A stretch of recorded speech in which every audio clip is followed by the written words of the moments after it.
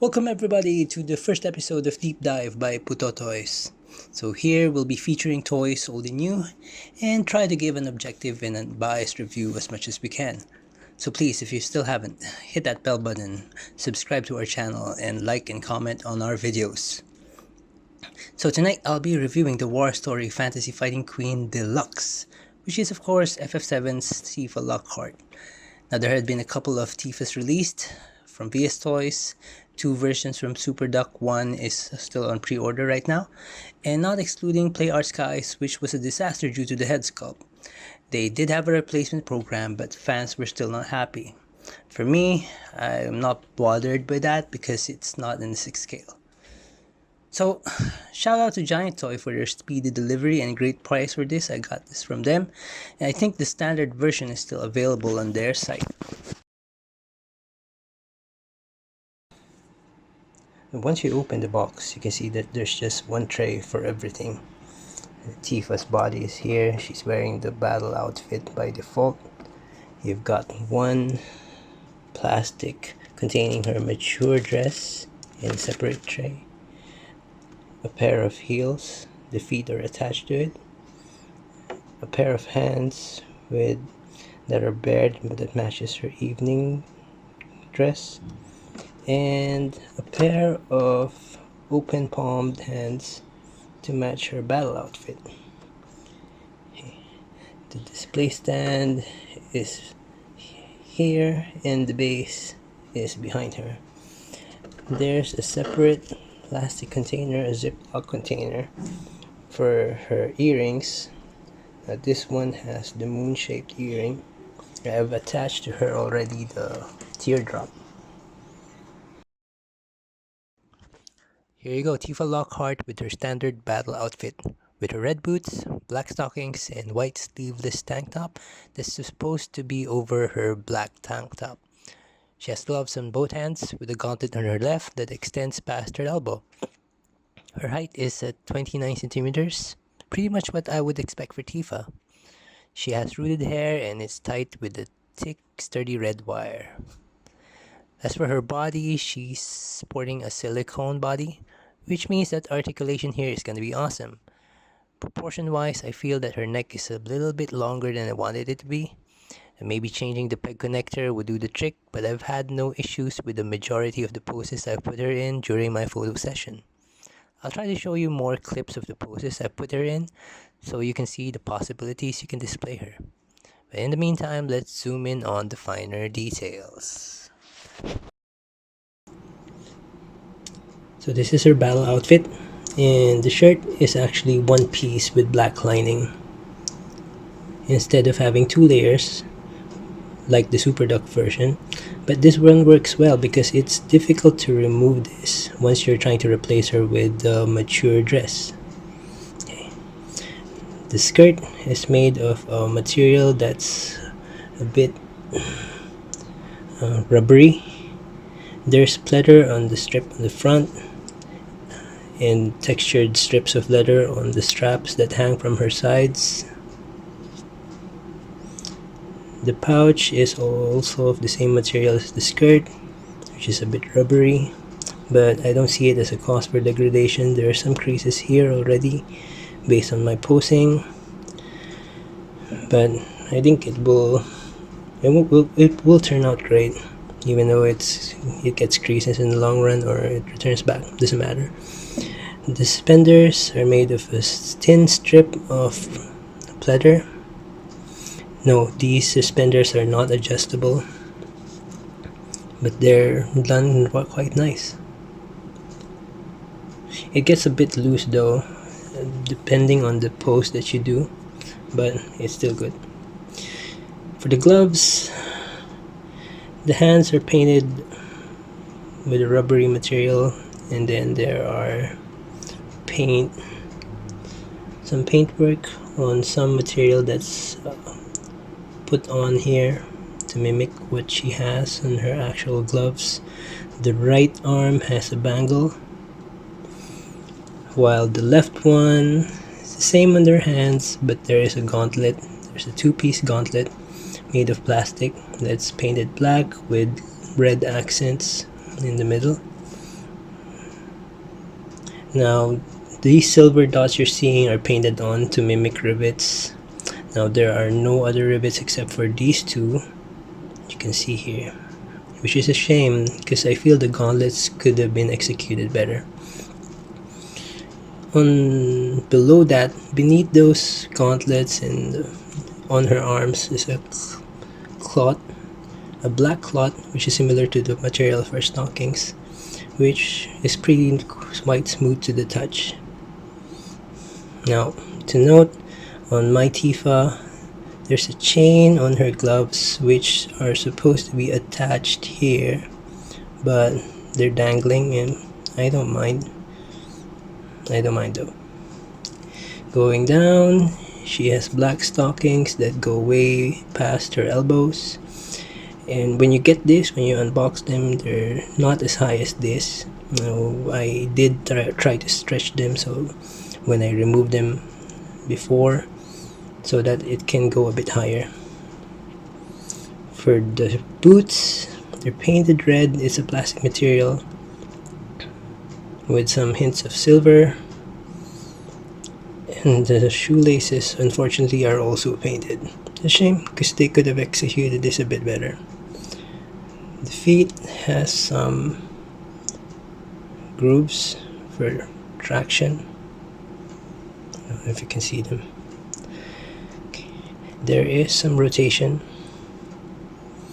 on the ball of her feet.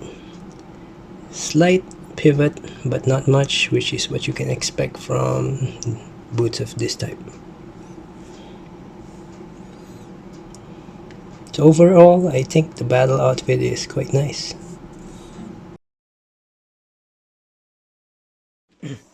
So long story short, War Story does not look like Tifa. But then again, there still isn't a released version which has a close resemblance to her. Of course, War Story's head sculpt is great, but still not up to par. If we superimpose this one with the video game pics, you'll see the difference. So here's the front view.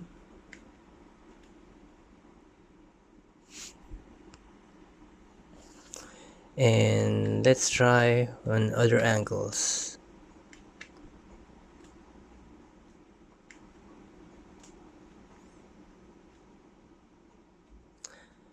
In my opinion though, this is a better sculpt than the Super Duck version, the first one, where the final head sculpt had a rounder profile.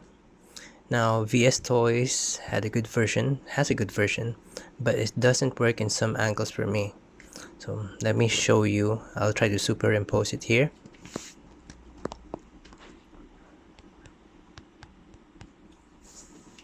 Okay, so there will be a second version from Super Duck coming out, and I'll try to superimpose it here now. And from what I can feel like, it would be the best one yet. So it will be released soon, so we'll do a comparison when it comes out. Like I said earlier, War Story improved on the head sculpt since they released the prototype pics and received inputs from the Chinese boards back then. So it's good to know that they listen and improve on their work. Some comments though, I do feel that the paint app on the eye lacks a bit of depth.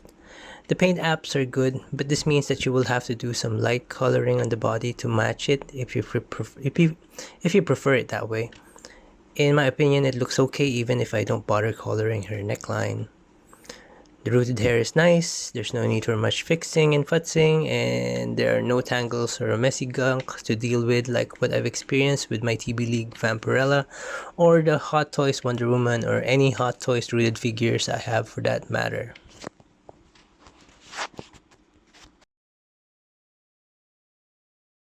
Okay, so let's try to remove her battle outfit. Here's the peg I was talking about. Perhaps you can replace this or push it a bit further down.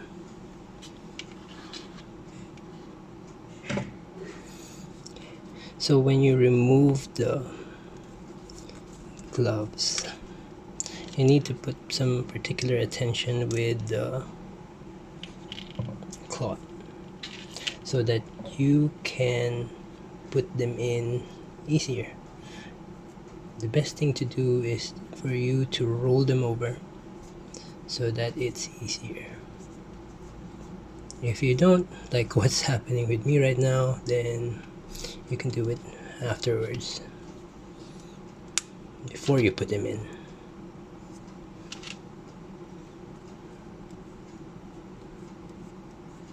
Another technique is to put baby powder or cling wrap. If that doesn't work, then a bit of patience will do the trick.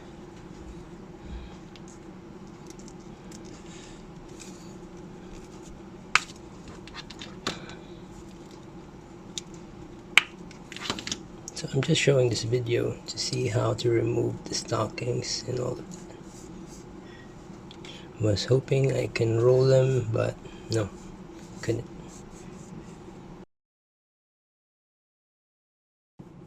Okay, so up close, her mature dress is composed of a few items, which requires some minimal amount of work to dress up. So she has a necklace, which the purple color matches her dress, and also her heels. There's also a pair of anklets, which you can opt to use as bracelets if that's what you fancy. Now the material is quite nice. It's very soft and easy to put on. Very easy to put on. The only gripe I have is this rope with the beads and ornaments. I don't know how to put them in. You're not supposed to tie them too tight because it has to drape around with this. Now her hands do not match her body color, and it will happen from time to time with the silicone body. Not much of a big deal because you can always paint the body. In my case, I use foundation with a sponge, and though it fades over time, it's an easier work. You can see that her hands have some manicure. The the heels are removable, as I said earlier, and has some slight pedicure work on her. So when you're attaching these feet, remember to remove the heels first, else you might crack this plastic. Because sometimes, well, in my case, it gets really tight. It gets really difficult to put on these feet to the ball of the silicone body. Okay. So what other gripe do I have with this evening dress? It's pretty much cut. There's no ruffles at the ends, where it's just a straight cut. And I would have preferred if there was some sort of ruffling here. Her underwear was also a separate piece that you have to tie from the sides.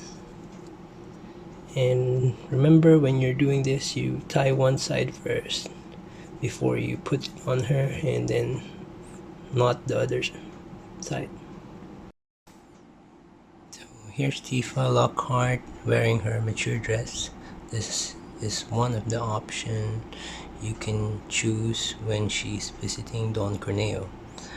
I feel like this is a better dress than the battle outfit. Now, don't get me wrong, I'll still use the battle outfit because it's pretty iconic, but this one looks really nice on her.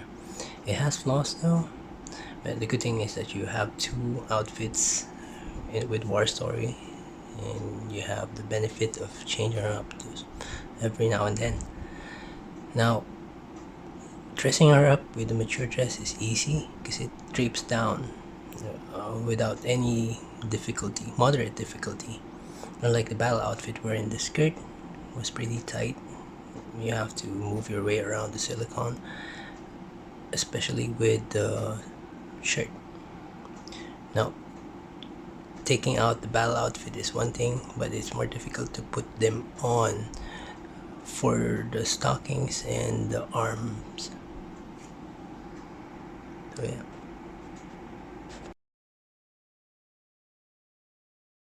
Okay, so I'm pleased with War Story's execution overall, though of course it's far from perfect.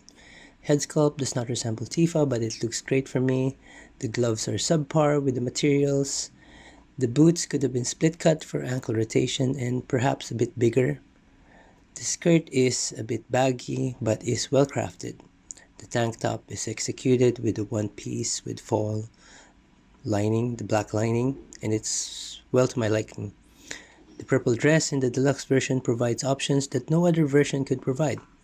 Lastly, the rooted hair is executed well. I am looking forward to the Game Toys Cloud and the updated head sculpt from Super Duck, and we'll definitely pair them together. So, see you on the next review. This is Bolts from Putotoyz.